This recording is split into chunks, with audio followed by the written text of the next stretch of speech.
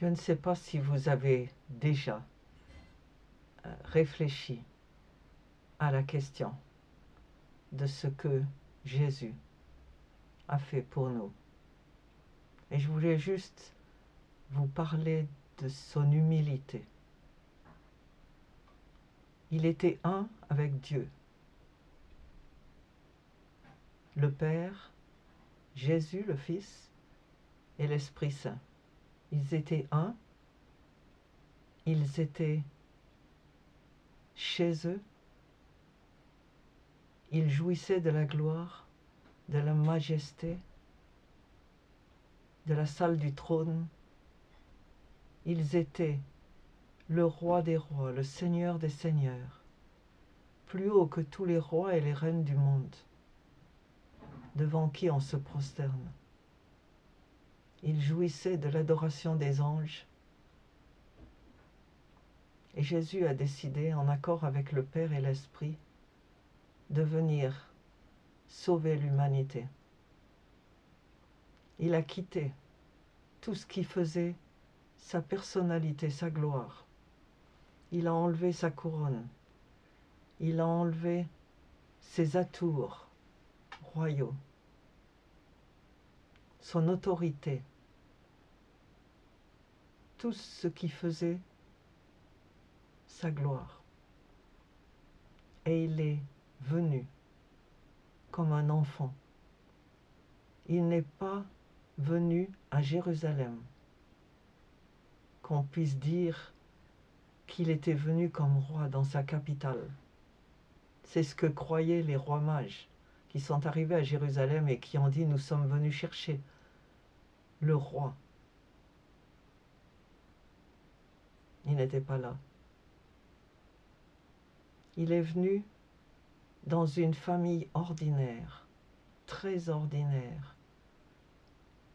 Il a choisi comme père nourricier un charpentier menuisier, quelqu'un qui travaillait de ses mains et qui n'était pas riche du tout. Il est venu pour être né d'une femme qui était juste une adolescente, une jeune mère. Il a choisi de naître au sein d'un peuple qui n'était pas reconnu, qui n'était pas important, qui n'avait aucun empire sur la planète. Et il leur a dit d'ailleurs, dans sa parole, « Je ne vous ai pas choisi parce que vous l'aviez mérité, parce que vous étiez les meilleurs. » Non.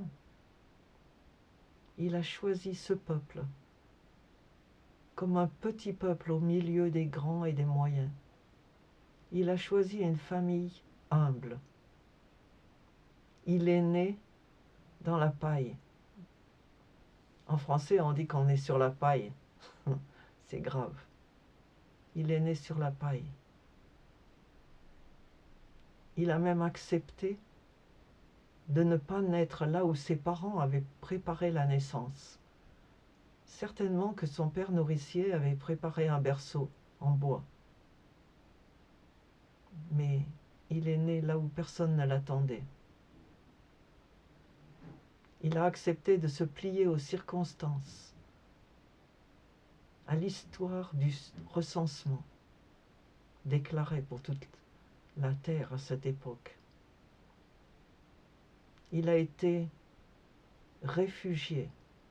Il a été obligé de quitter la terre où il était né pour échapper au massacre d'Hérode. Ses parents sont partis à pied en Égypte. Ils ont fait du chemin. Ils ont été sans rien. Et après, comme ça n'était pas suffisant, il est devenu un rabbin itinérant qui n'avait même pas de transport. Et quand il a eu besoin d'un âne, il a dû l'emprunter à quelqu'un. Quand quelqu'un a voulu se joindre à lui, il lui a dit « Je t'avertis, je n'ai même pas mon propre oreiller. » Il a vécu d'étape en étape chez d'autres gens qui l'accueillaient. et il est descendu tout au fond, crucifié nu, ce qu'on ne raconte pas.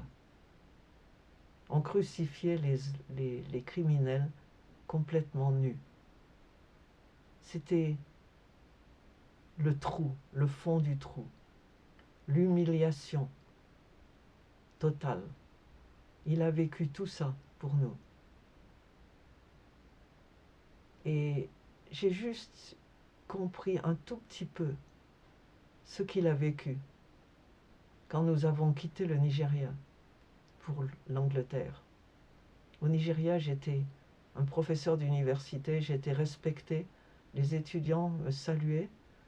Quand j'arrivais au bureau, tout le monde me saluait, disait mon nom, mon titre. Et je suis arrivé en Angleterre où personne ne me connaissait.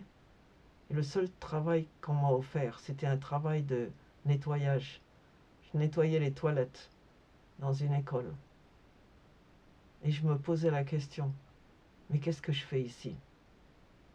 Et c'est à ce moment-là que je me suis souvenu de ce que Jésus avait fait. Comme le disait Nathanaël, qu'est-ce qu'on peut trouver de bien à Nazareth?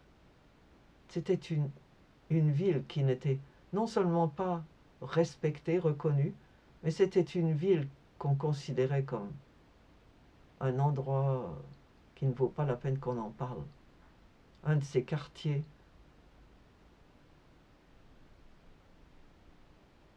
pauvres, qui n'a jamais rien produit de bien.